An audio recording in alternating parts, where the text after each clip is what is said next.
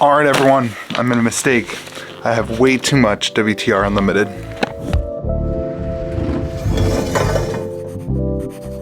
Well, what is going on everyone? Welcome back to KitchenTableTCG. I hope that you are having yourself a fantastic day, a fantastic weekend. I hope that you're finding some joy with your friends or your family or with your cardboard at a card table. I know ProQuest is going on this weekend. I'm sure nobody will even watch this video because everyone is grinding hard with Drippy Bravo, trying to win their local ProQuest. Best of luck out to you if you are doing that.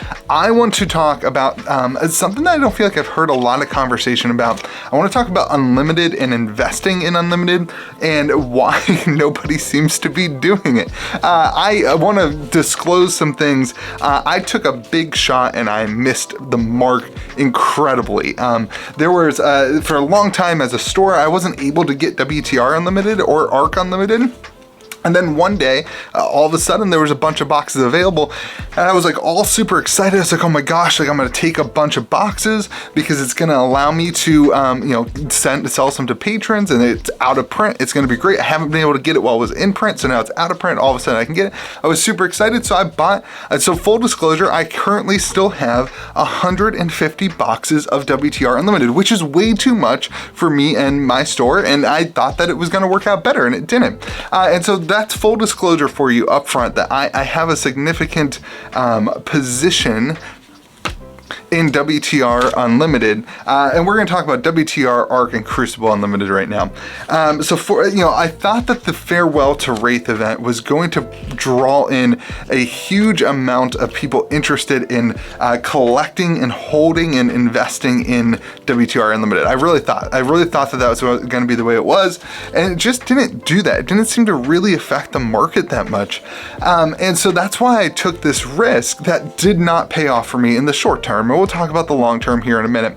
I actually wanted to be able to sell it to patrons at decent prices that worked for me and worked for them, and it turns out that there was a lot more supply on the market than I ever could have guessed. So this is the video kind of is going to be called "Why is no one, quote unquote, investing in Unlimited?" And I know that you're going to read that and you're going to hear that and you're like, "Louis, I'm investing in Unlimited. You're being negative."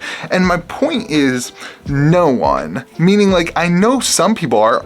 Listen, I obviously am. I had to open a bunch of the Unlimited product to sell. I don't have storage for all those boxes, so I had to sell, and nobody bought any of the hearts.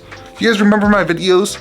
Like I sold one of, I think, 7 hearts that I opened. I think I have 5 here and I have one in the other room. I sold one of the 7 hearts I opened, opening up almost 100 boxes of Unlimited. So like it's just not moving. It's just the singles are the playable singles, the legendaries, your E-strikes, your majestics from Bravo and from Guardian and from some of the other classes are moving, but the rest of the singles, the investment pieces, are not. So why is no one investing in Unlimited? And I know, again, you may be, but I think the majority of people on the open market seem to not. Your Arcane Rising Unlimited boxes are sitting at $83. Crucible Unlimited boxes are sitting at $76.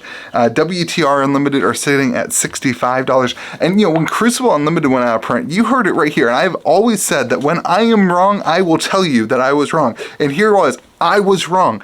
When they announced Crucible Unlimited, I was like, this is ridiculous. No one's going to be able to afford no one's going to be able to afford the boxes. Nobody's going to be able to afford anything. And like, it didn't do that. The market jumped up for 2 days. It was like went up 100% for 2 days. And now it's crashed straight back down to where it was. It's just flat at the $76 price point. The singles, the same thing. A lot of the singles shot up and now they've come back down to the price before the out of print announcement. So I was 100% wrong. I thought the market was going to be more investable and more invested in Unlimited because I still think the print run for Crucible particularly is a lot less than the other Unlimited boxes.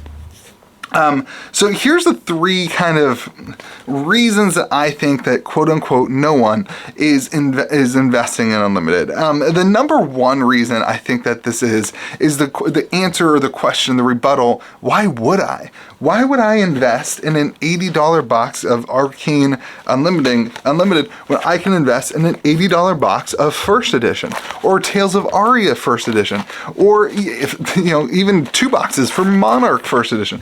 why would I put my money in a product cycle that we don't know that seems to be printed a lot heavier and that could get affected by reprints much easier because you don't have the cold foils in the unlimited? Why would I put my money in unlimited over putting it in the first edition, which seems to be even about the same prices as the unlimited boxes? So I think that's the first thing. I think that actually holds a lot of weight and is actually a pretty good response to why is somebody not investing in unlimited?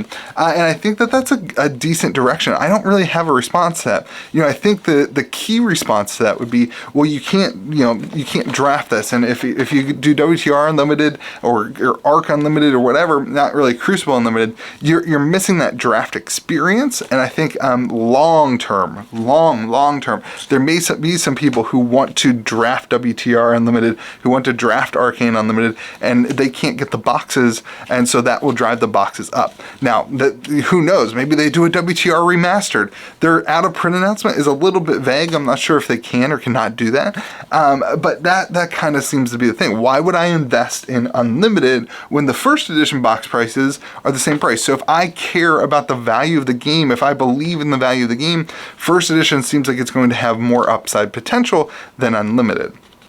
The second reason that I think people are a little bit scarce on investing in Unlimited is that the supply seems to be it seems to be bigger than I would have guessed it was. In fact, when I bought these boxes from distribution, I actually thought that I was getting the rest of the price. I put in the total amount, and it was like, I think it was like 200 boxes, something like that. It was like 203. Like there couldn't get any more boxes. So I was like, this is it. This is all there is. And then there were more boxes, and it just seems like every time we think distribution, stores, every time stores think distribution is out of boxes, all of a sudden there's more boxes that appear. And we've seen this even with some of the first, like Everfest right now. Some stores just got allocated additional boxes of Everfest. And so you think something is out of print, it's out of print, but you don't know how many is left at distribution. And for Unlimited, we knew it was out of print, but we knew more were on the way. So you don't even know what that means or when that's going to mean. And it just seems like the supply is a lot. If you look at singles, it just seems like there's a good chunk of supply on the market. And if you compare that to okay, we know that this is a limited product, this kind of ties in with the first point of why would I invest in that? Why would I invest in a $400 case, or I guess it'd be $350 case of WTR Unlimited when I could invest in a $350 cold foil common? And I know the print run, I know from WTR, I know the exact print run, I know the amount that were printed. And if the game is successful long term, it's the same win, right? It's the same win. So it doesn't do a whole lot for WTR Unlimited or any Unlimited because we don't know the supply. And this will be really interesting. What I'm really interested to see, so we know 16,000 boxes of WTR Alpha. So let's pretend that all of a sudden that the print run is 160,000 boxes of WTR Unlimited. And I'm guessing it's more than that, but if it's 10 times the amount, does that mean that a box of WTR Alpha is worth 1/10, or a box of WTR Unlimited is worth 1/10 of a box of WTR Alpha? I don't think so. I don't think that's the way that it's going to go. It'll be really interesting to see if that is the way that things, or if people start making that correlation. 160,000 boxes seems like a lot, and I don't know. I don't know how many boxes there are going to be, but that print run number will be interesting to know that answer to what is the supply, because the supply seems endless. And once we know that supply, it'll be interesting to see how the market reacts to that. And the other thing, this comes back to something I already kind of said. Why wouldn't I invest in a cold foil common at the same price as a case? But this one is because this takes up a lot of room. As somebody who owns a significant amount of sealed product, not just as a store that is actually selling, I do have WTR Unlimited available to people for sale. Not just at that, but as somebody who invests in Magic the Gathering sealed and Flesh and Blood first, sealed, as somebody who invests in those products, singles take up far less space than sealed product. And I know you can't put the singles back into the box. I get it. I know, Rudy, we all watch Rudy. I get it. But the storage of this amount of volume of boxes really doesn't line up. It just seems like, okay, I've got 5 or 6 cases, so why would I get more? I don't have room to hold more cases of WTR Unlimited or ARC Unlimited or Crew Unlimited, and that does prevent people, I think, from buying in. But that being said, I don't understand why no one's buying the rare cards then. If it's the storage situation, I mean, you could just throw these into a binder and it doesn't take up any additional room. So that is a question mark I have. It doesn't make a ton of sense. Right now, I really do believe that everything is going into the players market right now. Players are the ones buying the cards. That's what I've seen from having literally 110 boxes opened of WTR in the last month that have put singles on the secondary market. I'm really feeling like the market is saying players are buying cards, specifically Unlimited. Players are buying cards, not investors and collectors. So now where can we expect this to go? If you are an investor in WTR Unlimited, or if you're trying to answer this question, Louis, should I invest in WTR Unlimited? Here's what I think right now. We had a lot of free tendies in Flesh and Blood, a lot of free tendies. And I think moving forward, probably these new sets, first edition to some degree, Everfest, Tales of Aria to some degree, these new sets, first edition, and to a much more accurate degree, the previous set, Unlimited edition. I don't even know what to talk about with Monarch and Tales Unlimited. I don't even want to talk about it. But with the previous 3 sets of Unlimited, I think you can expect to see Magic the Gathering standard level gains on product over time, pending the success of the game, the short-term success of the game. In the next 3 to 4 years, I think you will see a 5 to 10% increase on WTR, ARC, and Crucible Unlimited. Now, I could be wrong. You could see a little bit of elevated one, but I don't think it's going to triple overnight. I don't think it's going to double overnight. In the next 6 months, I don't think you're going to miss out on the opportunity to buy the product. Again, the supply seems to be so high that I think you're going to see Magic the Gathering level gains from standard products, maybe even like a middle ground between standard and supplemental products from Magic the Gathering.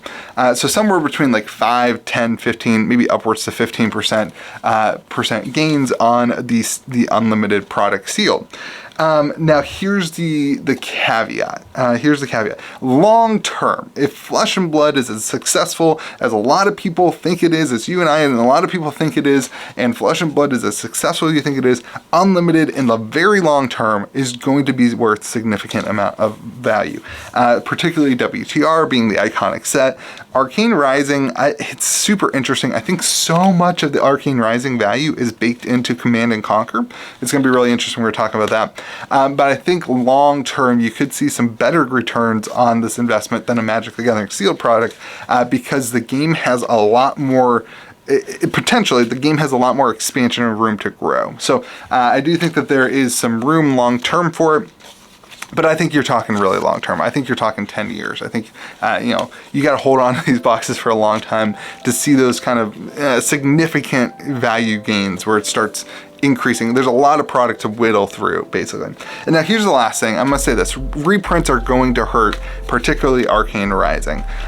Reprints will hurt the sealed, I think it will hurt the sealed product value. A lot of the value of Arcane Rising right now comes from people opening Arcane for Command and Conquers. I will say that I think that the print run of Arcane Rising is considerably less than WTR. Being a store, I have not actually, I think just this week I got 2 boxes of Arcane Rising as a result of they set a resupply. But I have never, as a store, I have never seen, I don't even know if it exists, red tape Arcane Rising, Japanese printed Arcane Rising. I don't even know if it exists. I have no clue. WTR, I know a lot of it exists. Arcane Rising, I have not seen very much of it. So anyway, who knows? Let me know what you think in the comment section. Are you investing in Unlimited? Are you buying Unlimited singles? They can reprint them. Does that matter to you long term? What do you think? Hope you guys have a great day. Remember to be kind to the people around you, and we'll see you again next video.